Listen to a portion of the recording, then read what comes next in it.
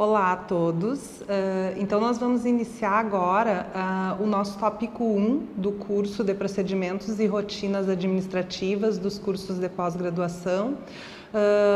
O tema do nosso tópico é a pós-graduação na UFSM. Então, inicialmente eu vou destacar para vocês um pouco sobre os cursos de pós-graduação de um modo geral no Brasil. Então, a pós-graduação no Brasil e em outros países, ela é uma oportunidade de formação acadêmica e profissional para aqueles profissionais que já concluíram uma graduação. Então, ela é oferecida, os cursos de pós-graduação são oferecidos amparados em normativas federais, e aqui eu destaco para vocês as normativas que amparam. A gente tem principalmente como marco de referência legal a LDB de 1996 e as suas modificações, e também normas mais específicas do Conselho Nacional de Educação, ligado ao MEC, que são específicas tanto algumas para pós-graduação estrito sensu, como a resolução de 2017, e outras mais específicas para pós-graduação lato sensu, como a resolução de 2018. Na UFSM nós temos atualmente 61 programas de pós-graduação estrito sensu. Esses programas, então, eles têm oferecem cursos de mestrado e doutorado e também recebem pesquisadores que já concluíram o seu doutorado para realizar um estágio de pós-doutorado. Ainda destacaria que dentro da pós-graduação estrito sensu, a gente pode ter cursos que são da modalidade profissional e cursos que são da modalidade acadêmica, dependendo do enfoque de formação que é dado ao curso. Em relação à pós-graduação lato sensu, nós temos atualmente na UFSM 12 programas ou cursos de pós-graduação lato sensu, e na pós-graduação lato sensu, então, a gente tem cursos que são residências, principalmente a gente oferta na universidade cursos de residência da área da saúde, residência médica e multiprofissional em saúde, e cursos de especialização. Então, detalhando um pouquinho mais sobre a pós-graduação estrito sensu, todos os cursos de pós-graduação estrito sensu, eles se caracterizam por serem cursos permanentes. E aí eu vou destacar mais para vocês os cursos de mestrado e doutorado, já que o pós-doutorado ele não é visto como um curso em si, mas uma complementação à formação. Então, os cursos de mestrado e doutorado, que são cursos estrito sensu, a criação desses cursos e a permanência da oferta desses cursos depende de uma recomendação da coordenação de aperfeiçoamento de pessoal de nível superior, que é a CAPES. E após essa recomendação positiva, ainda o curso tem que ser homologado, a oferta do curso, pelo Ministério da Educação. Só a partir dessa homologação é que a instituição poderá ofertar um curso de mestrado ou doutorado. Além disso, os cursos de pós-graduação estrito sensu, eles são avaliados anualmente pela CAPES, são avaliados quadrienalmente, pela CAPES, recebendo notas que vão de 1 a 7. Para que o curso permaneça sendo ofertado, existindo, é necessário que ele receba uma nota de recomendação no mínimo 3 a cada uma dessas avaliações quadrienais. E para que seja realizada a avaliação quadrienal, os cursos devem enviar à CAPES relatórios anuais. Então, os cursos de pós-graduação estrito sensu, eles anualmente têm que enviar informações à CAPES.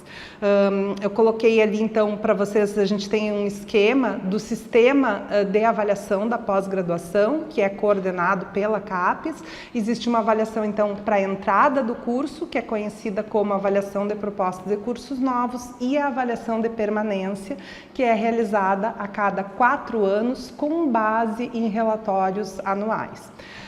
o funcionamento, então, e a avaliação dos cursos de pós-graduação pela CAPES, as exigências, os requisitos para esses cursos, eles seguem normas gerais da CAPES, mas eles podem ter alguma variação de acordo com a área de avaliação do programa de pós-graduação junto à CAPES.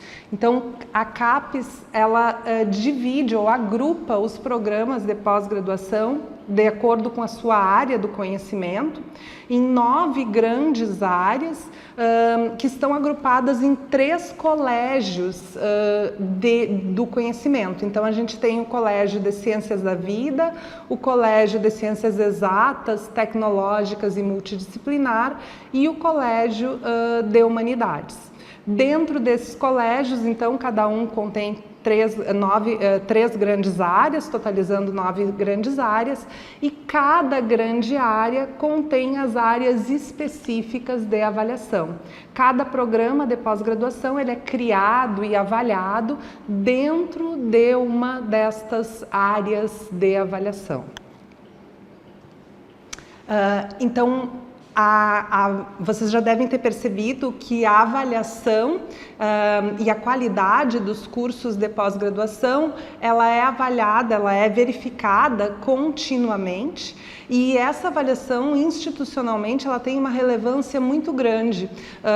Foi justamente uma melhora nas notas de avaliação dos programas de pós-graduação que recentemente teve um peso muito grande para que a Universidade Federal de Santa Maria conseguisse atingir a nota 5 no IGC, Índice Geral de Cursos, que foi avaliado, né, pelo MEC recentemente.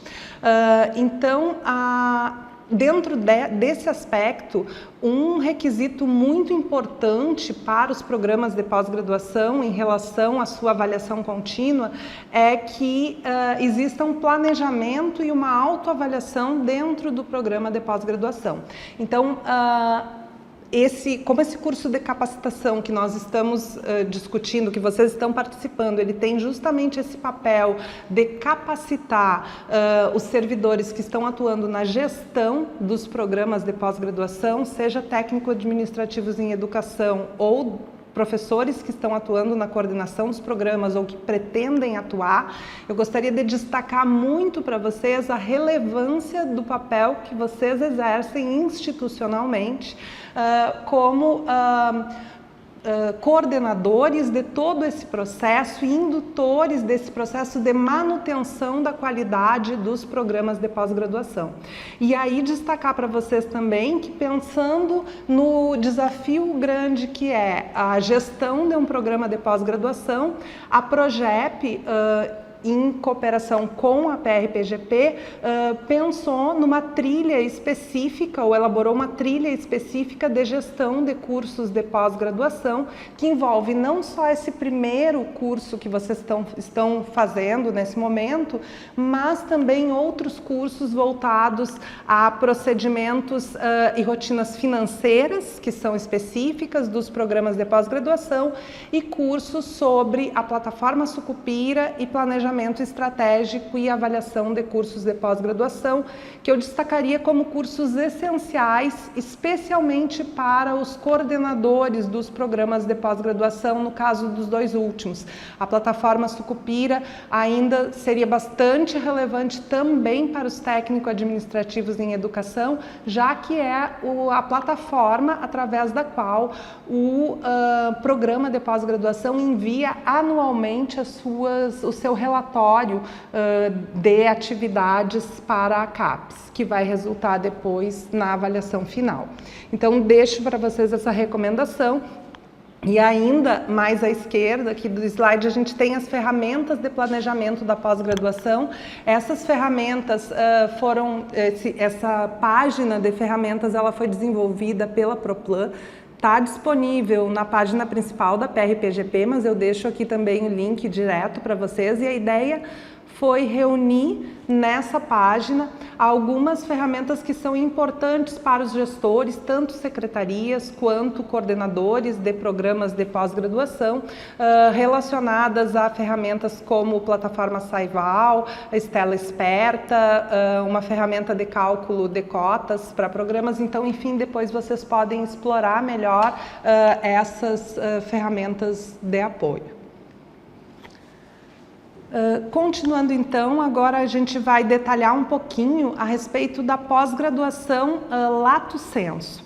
Então, no caso da pós-graduação Lato Sensu, diferente do Stricto Sensu, a instituição, a UFSM, pelas suas características, ela não necessita de autorização do MEC para criar um curso de pós-graduação Lato Sensu. Então, ela tem autonomia para fazer essa criação e os cursos criados devem ser registrados numa plataforma do MEC, a plataforma de cadastro de instituições e de cursos do sistema EMEC.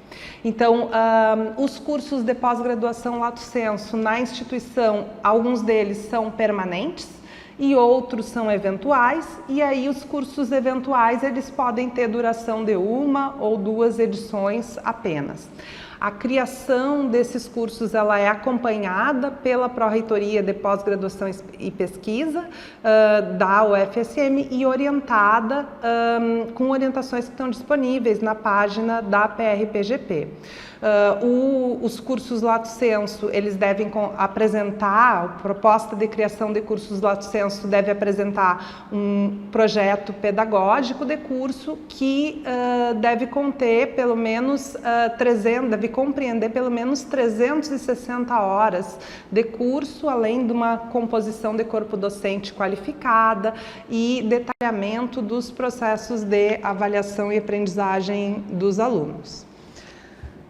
Então, em relação aos aspectos acadêmicos, já que tanto a equipe de secretaria quanto a gestão da coordenação dos programas de pós-graduação vão trabalhar com os aspectos acadêmicos dos cursos. Em relação a aspectos acadêmicos, a gente pode destacar diferenças e semelhanças entre os cursos de pós-graduação Lato Sensu e Stricto Sensu. No caso dos cursos de pós-graduação Stricto Sensu, ao curso de mestrado ou doutorado conduzem à obtenção de um diploma, enquanto que os cursos de pós-graduação Lato Sensu, as residências e especializações, conduzem à obtenção de um certificado. Apesar dessas diferenças do tipo de certificação final, né, os cursos têm algumas semelhanças entre si. Então, tanto a pós-graduação Lato Sensu quanto Stricto Sensu, elas se caracterizam por apresentar um trabalho, além das disciplinas, né, apresentar um trabalho que o aluno desenvolve ao longo do curso, que é o trabalho final de curso, que vai ser uma monografia, no caso do Lato Sensu, ou uma dissertação ou tese, no caso do Stricto Sensu. E esse trabalho final de curso, na verdade, ele tem esse denominação, a gente chama trabalho final, mas na verdade ele começa a ser desenvolvido, deve começar a ser desenvolvido e pensado já no momento do ingresso do aluno, porque eu destacaria que essa é um elo comum e que é talvez a parte mais importante do curso, em que se inicia já ao ingresso do aluno a se pensar no projeto que ele vai desenvolver e depois em todo o desenvolvimento desse projeto ao longo do curso. Então esse projeto e esse trabalho final, ele é desenvolvido sob a supervisão de um professor orientador. Então isso é comum tanto a pós-graduação Stricto quanto Lato Sensu. E a organização de qual vai ser o plano de estudos, de disciplinas, de atividades que o aluno vai desenvolver, ela fica consolidada no plano de estudos, que também é um elo comum tanto para a pós-graduação Stricto Sensu quanto Lato Sensu, e vai ser um dos temas das nossas próximas aulas. Então, o plano de estudos do estudante, ele vai descrever vai orientar quais vão ser as disciplinas que o aluno deverá cursar para obter, para concluir o curso, as disciplinas mínimas, né, e qual vai ser o professor orientador, às vezes já pode detalhar qual é o título do projeto. E o plano de estudos ele é elaborado conjuntamente, em comum acordo entre o aluno, o professor orientador e depois aprovado pelo colegiado do curso. Então vai ser tema de próximas aulas desse curso. Aqui ainda eu destacaria para vocês que todos esses processos acadêmicos desenvolvidos nos cursos de pós-graduação, eles são regulados, orientados e supervisionados pela Pró-Reitoria de Pós-Graduação e Pesquisa, por meio da Coordenadoria de Pós-Graduação, e as orientações estão todas disponíveis na página de serviços da PRPGP, mas vão ser objeto detalhado das próximas aulas desse curso. Então, um outro tema que não está diretamente relacionado à atuação da Pró-Reitoria de Pós-Graduação e Pesquisa, mas que eu considero muito relevante para a atuação das pessoas que estão envolvidas, dos servidores que estão envolvidos na gestão dos programas de pós-graduação, são os aspectos relacionados à assistência estudantil, apoio pedagógico e aspectos disciplinares. Então, frequentemente, os coordenadores de curso e os técnico-administrativos que estão atuando nas secretarias integradas dos programas de pós-graduação, eles trabalham no dia a dia com atendimento a alunos, a discentes, e a gente tem frequentemente algumas situações envolvendo esses aspectos. Então, eu destaco aqui para vocês os órgãos institucionais que são responsáveis por cada um desses atendimentos. Então, a assistência estudantil da pós-graduação, assim como a da graduação, ela é gerenciada, organizada e executada pela Pró-Reitoria de Assistência Estudantil, a PRAE.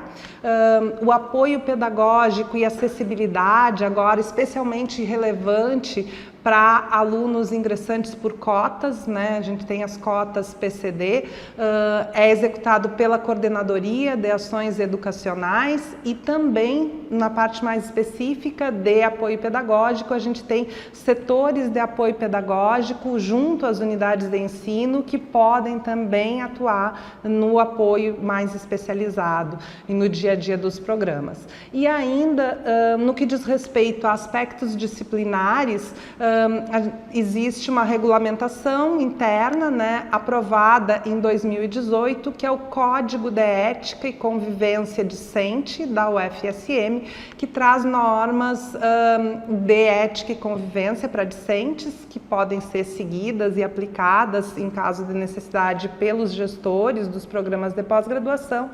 E também, no caso dos estudantes de residência, as coordenações das residências médica e multiprofissional em saúde também têm algumas normas disciplinares específicas a ser seguida por estes estudantes. Em relação aos aspectos administrativos dos programas de pós-graduação, que é o tema mais específico desse curso de capacitação, esses aspectos administrativos, tanto mais administrativos gerenciais, quanto em relação aos aspectos administrativos relacionados à vida acadêmica em si, eles são regulados, orientados e supervisionados pela Pró-Reitoria de Pós-Graduação e Pesquisa. Então, toda a atuação, ela tem uma subordinação técnica à Pró-Reitoria de Pós-Graduação e Pesquisa. E aí a gente destacaria aqui algumas atividades das rotinas administrativas, propriamente ditas, que são comuns ou diferenciadas, dependendo do tipo de programa de pós-graduação. Então, em relação à estrutura básica administrativa de um programa de pós-graduação, a estrutura é composta por uma coordenação de curso, um colegiado de curso, uma secretaria de apoio administrativo que Atualmente, a gente está na maioria das unidades de ensino, a gente está numa transição entre o modelo antigo, em que cada curso tinha a sua secretaria, para um modelo em que os cursos têm uma secretaria integrada. Essa secretaria continua tendo o mesmo papel, seu papel não muda, é um papel muito fundamental de apoio às atividades administrativas dos programas de pós-graduação, exceto que agora a gente tem uma equipe maior trabalhando conjuntamente. É importante a sintonia entre essa equipe de técnicos administrativos e a coordenação dos cursos de pós-graduação que estão sendo atendidos. Então, além da equipe de secretaria, colegiado e coordenação, os cursos são compostos ainda por uma comissão de seleção, como estrutura administrativa, e no caso dos programas de pós-graduação estrito sensu, nós temos ainda uma comissão de bolsas. Em relação às atividades em comum, as rotinas administrativas nas secretarias, que são acompanhadas tanto por tais quanto coordenadores de curso, no caso das secretarias de apoio, a gente teria todo o suporte às rotinas acadêmicas e administrativas dos cursos, como editais, oferta de disciplinas, matrículas, plano de estudos, solicitação de defesa, prorrogação de prazo de curso, são algumas das atividades principais relacionadas a uma secretaria de programa de pós-graduação. Também eu destacaria o suporte à atividade dos colegiados de curso, em que a gente tem reuniões que devem ser secretariadas, atas, o procedimento subsequente à reunião, os encaminhamentos necessários aos processos, ao andamento dos processos que são decididos nas reuniões, e ainda aquela atividade de orientação, atendimento a estudantes, docentes e ao público em geral. Eu destacaria ainda algumas diferenças entre os aspectos administrativos dos programas estrito sensu e lato sensu. No caso do estrito sensu, como eu acabei de comentar, a gente tem a questão de bolsas, que não aparece no lato sensu. Então, existem todas as atividades de cadastro de bolsistas, orientações a respeito de cadastro de bolsistas, utilização de recursos. Então, os cursos estrito sensu, além daquele financiamento institucional oriundo do orçamento institucional da UFSM, eles dispõem de o maior volume do seu orçamento do curso, na verdade, ele provém da CAPES, que financia os programas de pós-graduação estrito sensu, e aí esse financiamento ele é concedido por meio de um programa de fomento que recebe o nome de PROAP ou PROEX, dependendo da nota de avaliação do curso de pós-graduação. Então, dependendo da nota, isso pode resultar em um volume de recursos maior para aqueles programas de pós-graduação que possuem uma melhor nota de avaliação e, portanto, maior recebimento de recursos financeiros para a instituição. E a forma de gerenciamento do recurso, ela também difere.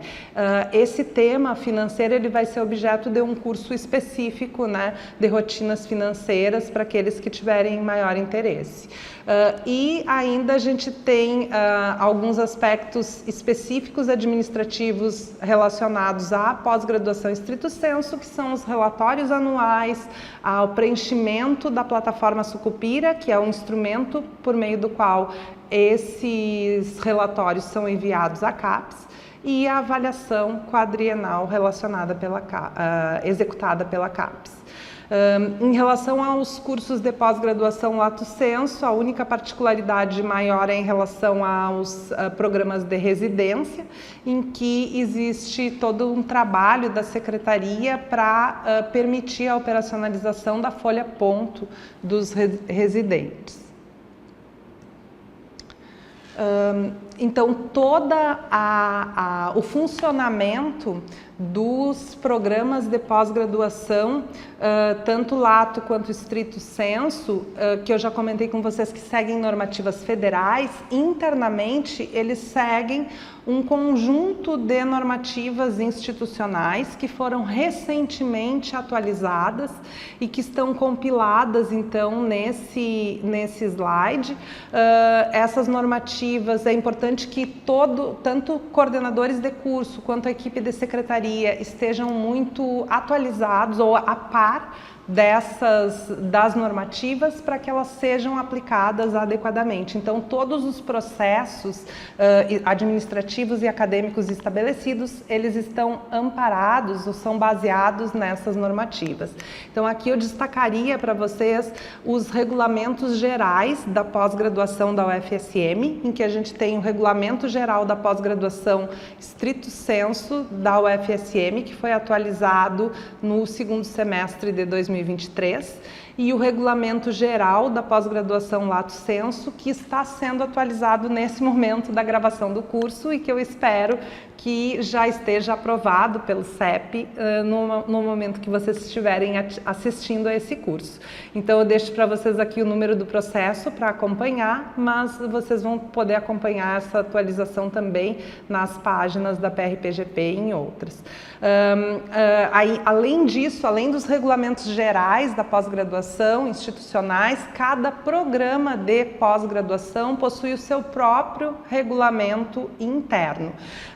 Os únicos cursos que estão dispensados de regulamento interno são os cursos eventuais. Então, todos os cursos permanentes possuem regulamento interno e os regulamentos internos dos cursos são aprovados como portaria normativa emitida pela unidade de ensino após uma revisão e orientação da Pró-Reitoria de Pós-Graduação e Pesquisa, da COPLAD, ligada à PROPLAN, e da PROJUR, para adequação da normativa tanto em relação aos aspectos técnicos quanto em relação aos aspectos jurídicos e segurança jurídica desse instrumento normativo que está sendo aprovado pela unidade de ensino. Além disso, eu destacaria para vocês outros marcos normativos importantes da UFSM relacionados à pós-graduação, que são a Política Institucional de Pós-Graduação e Pesquisa, também aprovada em 2023, a Política de Acompanhamento de Egressos, também aprovada em 2023, a Política de Ações Afirmativas e Inclusão nos Programas de Pós-Graduação da UFSM, que é de 2021, o Código de Ética e Convivência Discente, que eu mencionei anteriormente, e deixo para vocês ainda o link da PROPLAN, que conduz a uma ferramenta que permite a consulta de todas as normativas internas aprovadas por assunto, por tema, e facilita que vocês busquem a normativa mais atualizada, porque essas normativas estão sofrendo constantemente um processo de atualização, então é importante que vocês fiquem acompanhando também as atualizações. Como eu comentei anteriormente, todas as atividades mais técnicas relacionadas aos procedimentos administrativos e acadêmicos, elas são reguladas, orientadas e supervisionadas pela Pró-Reitoria de Pós-Graduação em Pesquisa.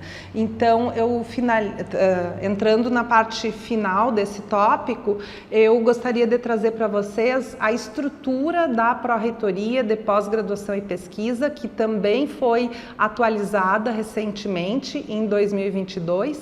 Então, a Pró-Reitoria hoje conta com 3 coordenadorias, uma coordenadoria de ações e programas estratégicos, uma coordenadoria de pesquisa e uma coordenadoria de pós-graduação, que está colocada mais em destaque aqui nesse slide.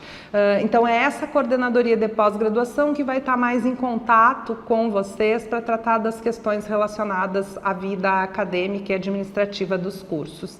E a coordenadoria, então, ela é composta por 3 núcleos. Um núcleo de seleção e bolsas, que é o que vai trabalhar com vocês mais as questões relacionadas a editais e bolsas da pós-graduação. O núcleo de controle acadêmico da pós-graduação, que trabalha mais as questões relacionadas ao registro dos cursos e ao registro da vida acadêmica dos alunos, dos estudantes. E ainda um núcleo de criação e acompanhamento dos cursos de pós-graduação, que trabalha mais as questões relacionadas à criação de um curso novo, reestruturação de um curso e o acompanhamento, a avaliação dos cursos. Então, vocês perceberam, né, que cada setor, cada subunidade da PRPGP, ela trabalha com um tema específico. Então é importante que quando vocês forem direcionar dúvidas ou fazer contato, tentem fazer contato com o setor mais adequado. Isso vai agilizar o atendimento da demanda de vocês. É claro que sempre a gente redireciona para o setor adequado internamente, mas então aqui vocês têm a lista de contatos telefônicos e e-mails de cada uma das coordenadorias e núcleos da Pró-Reitoria de Pós-Graduação e Pesquisa, e também o contato específico da Coordenadoria de Pós-Graduação, que é a coordenadoria que trabalha mais especificamente junto a vocês. Então, eu deixo aqui o contato da PRPGP para dúvidas que vocês tenham a respeito desses temas relacionados à pós-graduação, e encerro com isso a nossa aula do tópico 1.